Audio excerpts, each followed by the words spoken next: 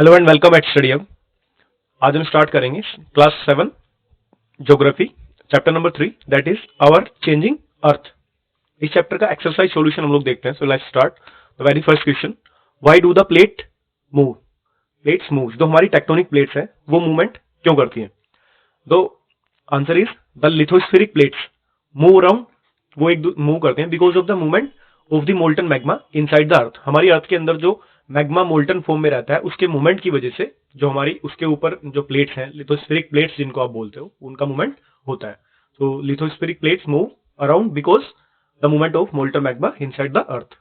Next question, what are exogenic and endogenic forces? In terms के meaning से ही clear हो जाएगा कि ये फोर्सेस क्या है। जैसे exo, exo means outside. Second term endo, इसका मीनिंग होता है इनसाइड। और आपसे पूछा गया forces, exogenic forces and endogenic forces. Exogenic forces यानी कि आउटसाइड, यानी कि ऐसे फोर्सेस जो अर्थ के सरफेस के ऊपर एक्ट करते हैं, यानी कि जो अर्थ का इंटीरियर है उससे आउटसाइड, बाहर सरफेस के ऊपर ऑपरेट करेंगे, वो फोर्सेस क्या है? Exogenic forces. और ऐसे फोर्सेस जो अर्थ के इंटीरियर के अंदर यानी कि inside, endo means inside, operate करेंगे, दे आर एंडोजेनिक फोर्सेस। तो answer is the forces which act in the interior of earth, earth के इनसाइड में, are called as endogenic forces, and the forces that work on the surface of the earth, अर्थ के surface के ऊपर जो काम करेंगे वो होंगे exogenic forces। तो एग्जांपल्स देखते हैं। The erosional and depositional activities of wind and water are example of exogenic forces, यानी कि wind और water ये दोनों क्या करते हैं, ये हमारी जो सरफेस है उसके ऊपर कोई लैंडस्केप है उसको इरोड करेंगे और फिर उसको फ्लो छोटा, उसकी जो फीचर्स है उसमें चेंजेस लाते हैं। तो इसलिए ये क्या है? इरोड करेंगे एंड डिपोजिशन करेंगे, यानी कि इरोजन और डिपोजिशन दोनों ही कौन से फोर्सेस के एग्जांपल है? ये एक्सोजेनिक फोर्सेस के एग्जांपल है। रीजन, क्योंकि ये अर्थ के सरफेस के ऊपर एक्ट कर रहे हैं। अब एंडोजेनिक का एग्जांपल देखते हैं, अर्थक्वेक्स एंड वोल्केनोज। ये दोनों अर्थ के इनसाइड यानी कि इंटीरियर के अंदर ऑपरेट करते हैं। वोल्केनो और अर्थक्वेक का ओरिजिन कहां से होता है? ओरिजिन कहां से होता है? ओरिजिन जो है इनसाइड अर्थ। तो ये किसके एग्जांपल है? Example of endogenic forces. So next question, what is erosion? ये इरोजन क्या है? Basically erosion wearing is the wearing away of the landscape by different agents like water, wind and ice. यानी कि जो हमारी सरफेस है उस पर अगर कोई लैंडस्केप है उसका वियरिंग अवे यानी कि इरोड होके इरोड जो होती है उसका जो फीचर्स है उसमें जो चेंजेस आते हैं, ठीक है, किसके थ्रू? डिफरेंट डिफरेंट एजेंट्स हैं। वाटर हो सकता है, विंड भी हो सकती है, या फिर आइस भी हो सकता है। जैसे ग्लेशियर मेल्ट्स होता है तो वो नीचे की जो सरफेस है उसको इरोड कर दे, तो उसकी वजह से क्या हो जाती है? सरफेस हट जाती है वहां से, तो उसको क्या बोलते हैं? इरोजन बोलते हैं। Erosion is the wearing away of the landscape by different agents like water, wind and ice. The eroded material is carried away और ट्रांसपोर्टेड बाय वाटर, विंड और ice. Next question, how are flood plains form? जो flood plains होते हैं हमारे वो कैसे बनते हैं? फ्लड प्लेन्स क्या होते हैं? रिवर्स के साइड में जो प्लेन्स होते हैं उनको बोलते हैं फ्लड प्लेन्स, यानी कि रिवर साइड के जो प्लेन्स होते हैं वो कैसे बनते हैं? ऑब्वियसली रिवर ही उनको बनाएगी। जब कोई रिवर के अंदर जो बैंक होता है, रिवर का जो साइड होता है, बैंक होता है, वो जब रिवर के अंदर फ्लड आएगी तो पानी उसके चारों तरफ जाएगा। तो जहां जहां पानी जाएगा वहां वहां पे फ्लड प्लेन्स हो जाएंगे, क्योंकि उस पानी के अंदर जो लेयर्स होंगी मटेरियल्स की, जो सेडिमेंट्स होंगे वो डिपॉजिट हो जाएंगे जो कि फर्टाइल होते हैं। So answer is when a river overflow it's banks it result in the flooding of the area surrounding it. जब ये ओवरफ्लो करेगी तो उसके आसपास के एरिया में फ्लड आएगा। When it floods it deposit a layer of fine soil and other materials called sediment. ये फ्लड होगी तो ये क्या करेगी? सोइल की एक लेयर आसपास के एरिया में बिछा देगी, ठीक है, उनको क्या बोलते हैं? सेडिमेंट बोलते हैं। सो दस forming a fertile layer of soil called flood plains. जो फर्टाइल लेयर्स है सोइल की, जो सोइल बनेगी उसी को बोलते हैं फ्लड प्लेन्स, क्योंकि वो फ्लड की वजह से बने हैं। तो very next question, what are sand dunes? Sand dunes basically deserts जो होते हैं उनका फीचर है। When the wind blows it lift and transport sand from one place to another. When the wind stop blowing, the sand falls and get deposit in the low hill like structures. These structures are called sand dunes. They are mostly found in desert areas. यानी कि जो हवा जब चलेगी, wind जब blow करेगी, तो वो क्या करेगी, जो सैंड के हल्के पार्टिकल्स हैं उनको लिफ्ट करेगी, हवा की वजह से वो उड़ेंगे, और वो जब ब्लो करना स्टॉप करेगी तो वो कहीं डिपोजिट हो जाएंगे। तो जो डिपोजिट होने के बाद में वो एक हिल का स्ट्रक्चर लेंगे, धीरे धीरे यहाँ पे डिपोजिट होते होते लाइक दिस, तो एक ऐसा फीचर बन जाएगा। तो उसको क्या बोलते हैं, उसको बोलते हैं सैंड ड्यून्स बोलते हैं। ये डेजर्ट का फीचर है। How are beaches formed, beach कैसे बनता है? So beaches are form, sea wave बनाती है बीचेस को। Sea wave deposit sediment along the sea shore, जो समुद्र के किनारे में जो सी वेव्स हैं वो बार बार डिपोजिट करती रहती हैं, तो उसकी वजह से जो सेडिमेंट डिपोजिट होता है सी शोर पे, उसकी वजह से क्या बनते हैं, बीचेस बनते हैं। This result in the formation of beaches. अगर आपने इस चैनल को अभी तक सब्सक्राइब नहीं किया है स्टडी हब को, तो आप इसे सब्सक्राइब करें, सो दैट कि आपको आने वाली जो अपडेट्स हैं वो रेगुलर मिलती रहें। So next question, what are oxbow lakes? ये ओक्सबो लेक क्या होती है? अब ओक्सबो लेक कहाँ बनती है? रिवर्स में होती है। इस पिक्चर्स को आप देखें, जब रिवर माउंटेन्स में फ्लो करती है तो वहां पे क्या है, उसकी स्पीड फास्ट होती है, उसके उसके पास में क्या होती है, बहुत सारी एनर्जी होती है। तो स्पीड होने की वजह से वो माउंटेन्स को कट करते हुए अपना रास्ता खुद बना लेती है, क्योंकि उसके पास में क्या होता है, बहुत ही स्विफ्ट स्पीड होती है।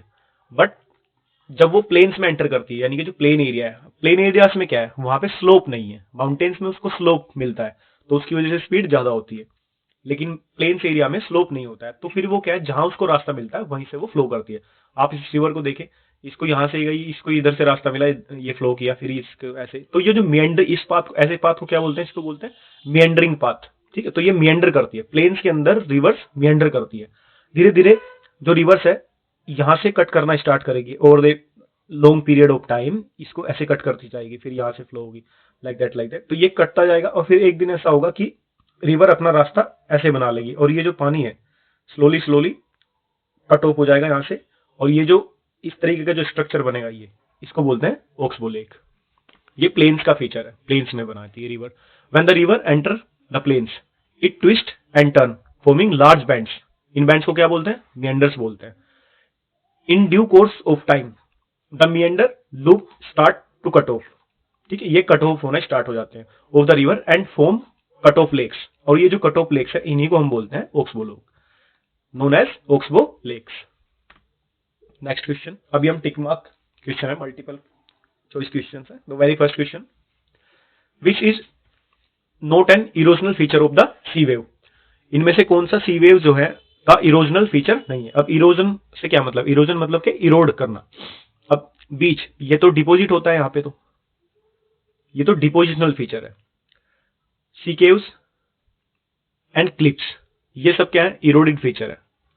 आपसे एक सवाल में पूछा क्या है, कीवर्ड्स को आप अंडरलाइन करें, नोट यानी कि इसने पूछा जो इरोजनल फीचर नहीं है। क्लिफ इरोजनल फीचर है, सी केव्स ये भी इरोजनल फीचर ही है। लेकिन आपसे पूछा है जो नहीं है, बीचेस, बीचेस क्या है, ये तो डिपोजिशनल फीचर है। So answer is beaches. The depositional feature of A glacier, glacier का डिपोजिशनल फीचर क्या होता है? डिपोजिशन मतलब कि कोई सेडिमेंट डिपोजिट करना, तो डिपोजिट होने से क्या बनता है? अब क्या पूछा है, ग्लेशियर का। अब बीचेस तो वाटर की वजह से बनता है, फ्लड प्लेन्स भी रिवर्स की वजह से बनते हैं। ग्लेशियर की वजह से कौन से डिपोजिशनल फीचर बनते हैं? They are मोराइन्स।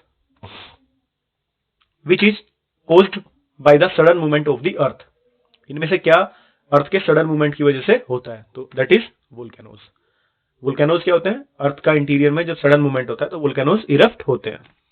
Next, mushroom rocks are found in, mushroom rocks कहां पे फाइंड आउट होती हैं? They are found in deserts. Oxbow lakes are found in, oxbow lake कहां मिलती है? रिवर वैलीज में। So next, match of the following, यहाँ कुछ टर्म्स हैं, उनको आप सामने जो करेक्ट ऑप्शन है उससे मैच करना है। तो ग्लेशियर, ग्लेशियर किसका फीचर है? ग्लेशियर फीचर है किसका? That is river of ice, ice की जो रिवर्स हैं उसका फीचर है ग्लेशियर। मियंडर, ये रिवर का फीचर है, तो answer is rivers. Beaches, beaches क्या है? Seashore, answer is this. Sand dunes, deserts का एक फीचर है, तो डेजर्ट। वाटरफॉल ये कहाँ मिलता है? हार्ड रॉक को कट करके रिवर, जो हार्ड बेड रॉक होता है उसको कट करके रिवर क्या बनाएगी? वाटरफॉल बनाएगी। अर्थक्वेक, वाइब्रेशन ऑफ द अर्थ, वही तो क्या होते हैं, उसी को बोलते हैं अर्थक्वेक। सो नेक्स्ट क्वेश्चन, आपको रीजन देने हैं, कुछ स्टेटमेंट आपको मिलेंगे, उसके रीजंस आपको बताने हैं। So give reason. Option number first, some rocks have a shape of mushroom. कुछ रॉक्स की जो शेप होती है वो मशरूम की होती है। क्यों? बिकॉज ये कहाँ का मशरूम रॉक कहाँ का फीचर है? वो डेजर्ट का फीचर। विंड क्या करती है? विंड जब ब्लो करती है तो जो नीचे वाली जो साइड है किसी सैंड हिल्स की, उसको इरोड कर देती है, और ऊपर वाला जो पार्ट है वो एज इट इज बना रहता है। तो ये पूरा क्या शेप बन जाएगा? ये मशरूम का शेप बन जाता है, इसलिए इसको बोलते हैं mushroom rocks. Some rock have the shape of a mushroom because in deserts wind erodes the lower section of the rock, यानी कि जो लोअर सेक्शन है उसको क्या कर देगी? विंड उसको इरोड कर देगी rock more than the upper section, ऊपर वाले से ज्यादा, क्योंकि नीचे जो विंड होती है उसकी स्पीड ज्यादा होती है। Which makes the base of the rock narrow and the upper part wide, giving it the shape of a mushroom. So next, flood plains are very fertile. जो फ्लड प्लेन्स होते हैं, rivers के जो flood plains हैं, river flood plains, वो काफी fertile होते हैं, बहुत अच्छी खेती वहां पे डेवलप होती है, एग्रीकल्चर। ऐसा क्यों? बिकॉज रिवर्स जो डिपोजिशन करती है वहां पे, जब भी फ्लड आता है तो रिवर जो डिपोजिट करती है, वो जो सोइल होती है वो काफी फर्टाइल होती है। That's why flood plains fertile होते हैं। Flood plains are very fertile because at the times when river water overflow it result in the flooding of the neighbouring areas. आसपास के एरिया में फ्लड आएगी, this deposit a layer of fine soil and other sediments on the banks of the river which leads to the fertile flood plains। उसकी वजह से fertile flood plains बनते हैं। Next, sea caves are turned into stacks। अब ये stacks और sea caves क्या है? ये कुछ इस तरीके का फीचर है। ये जो sea caves है, दिस इज sea cave। अब धीरे धीरे वाटर क्या करेगा? वाटर इसको इरोड करता रहेगा, फिर ये इतना बड़ा होगा, फिर ये इतना बड़ा होगा, स्लोली स्लोली यहाँ पे सिर्फ छत रह जाएगी, ठीक है? तो उसको क्या बोलते हैं? एक सीके उसके, फिर उसके बाद में ये भी गिर जाएगा, तो एक ऐसा स्ट्रक्चर बन जाएगा, सिर्फ एक पिलर खड़ा रहेगा। तो इस पिलर को क्या बोलते हैं? इसको बोलते हैं stacks. When the cavities in the seas, ये कैविटीज है, caves become bigger and bigger, ये बड़ी होती चलती है। Only the roof of the caves are left over, यानी कि इसकी सिर्फ छत बच जाती है। विच फॉर्म्स सी आर्च, उसको क्या बोलते हैं? Sea arch. उसके बाद फिर further due to the erosion, उसके बाद फिर से इरोजन होगा, the roof vanish and only the wall stay intact, only wall available रहेंगे, turning the sea caves into stacks. जो सी केव्स है वो फिर ओनली पिलर्स रह जाएंगे, तो इन पिलर्स को ही बोलते हैं stacks. Next, building collapse due to the earthquakes, या बिल्डिंग्स जो है अर्थक्वेक की वजह से कोलैप्स हो जाती हैं। Very correct. When the lithospheric plates moves, जब ये प्लेट्स मूव करती हैं तो surface of the earth vibrate and then these vibration travel outside from the epicenter in the form of waves which leads to the sudden movement and result in the collapse of building। जब सी surface wave travel करेंगी तो वो क्या करती हैं? अर्थ के जो surface है उसके क्या करेंगी? वाइब्रेशन क्रिएट करती हैं, ठीक है? और वो जो वाइब्रेशन है वो ट्रैवल करता है, ठीक है? कहां से? जहां से जो आपका अर्थक्वेक है वो ओरिजिनेट हुआ, यहाँ आएंगे सरफेस पे, यहाँ से ओरिजिन हो गया, वहां पे आया, फिर उसके बाद में ये वेव जो है ऐसे ट्रैवल करेंगी, ठीक है? उसकी वजह से क्या होगा? मूवमेंट होगा, मूवमेंट होगा तो वाइब्रेट करेगा जो, और वाइब्रेशन की वजह से क्या होगी? उस सडन वाइब्रेशन की वजह से जो बिल्डिंग्स है वो कोलैप्स कर जाएंगी। Next question, activity. आपको कुछ फोटोग्राफ्स दिए जाएंगे, these are various features made by river. Rivers के जो फीचर्स हैं वो दिए गए, आपको आइडेंटिफाई करना है उनको और बताना है कि वो इरोजनल है या फिर डिपोजिशनल फीचर्स है। लैंडफॉर्म जो दिखाए गए आपको वो कौन सी फीचर है, यानी कि इरोड करके हुई है या फिर डिपोजिट होके बनी है। आंसर देखते हैं। These are the photograph. ये क्या है? ये है आपका वाटरफॉल। वाटरफॉल में क्या होता है? जो ये वाटर होता है ये क्या करता है? इस जो हार्ड रॉक है इसको कट करते हुए बाता है, कट करता है तो क्या है? इरोजनल फीचर है, इरोजनल फीचर। तो आंसर इज इरोजनल। ये क्या है? रिवर। ये क्या कर रही है? प्लेन्स के अंदर रिवर फ्लो हो रही है तो मेंडर कर रही है। अब मेंडर में क्या होता है? जब रिवर यहां से फ्लो करेगी तो जो ये एरिया है यहाँ पे वो क्या करेगी, कट करेगी, वो कट करेगी तो क्या है, इरोजनल फीचर है। लेकिन इस पार्ट में इधर इधर क्या करेगी, वो इधर डिपॉजिट करेगी। तो जो मिएंडर होता है, मिएंडरिंग में क्या करती है रिवर, इरोजनल और डिपोजिशनल दोनों ही एक्टिविटी में इन्वॉल्व रहती है। ये क्या है, ये फ्लड प्लेन्स है। और फ्लड प्लेन्स तो प्योरली डिपोजिशनल फीचर है, क्योंकि जब फ्लड आएगी तो फ्लड में क्या होता है, रिवर्स आसपास के एरिया को फ्लड करेगी, आसपास के एरिया में पानी जाएगा और वहां पे बहुत सारी मिट्टी डिपॉजिट करेगी। तो डिपॉजिट करेगी तो क्या, कौन सी फीचर हुए, ये क्या है, depositional feature. The answer is depositional feature. So lecture is over. Thank you for watching this video. If you like, then share and subscribe the channel. Thank you.